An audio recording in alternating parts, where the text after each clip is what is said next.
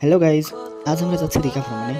উলুবেড়িয়া থেকে মাত্র 40 টাকা টিকিট কেটে লোকাল ট্রেনে চেপে পড়লাম আমরা। আমাদের সঙ্গে যাচ্ছে আমাদের টিমের লোকজন। তো মাত্র 3.5 ঘন্টা ট্রেন জার্নি করার পরে ফাইনালি আমরা দীঘাতে পৌঁছালাম।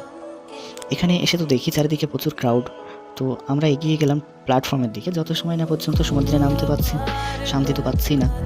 তো গাইজ, কিছুক্ষণ পরে রুমে এসে আমরা একটু ফ্রেশ হয়ে নিলাম, দীঘা বিচে যাবো সেই কারণে।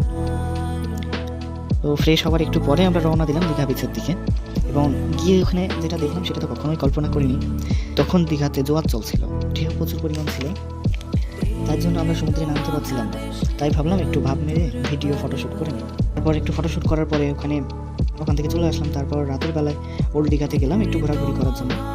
কিছুক্ষণ বিচে বসে থাকলাম, তারপর চলে গেলাম একটু দীঘার মাছ টেস্ট করার জন্য। সেখানে এসে দেখলাম পমফ্রেট, ইলিশ, কাঁকড়া, আরও অনেক মাছ আছে। আর একটু আমার পছন্দ ছিল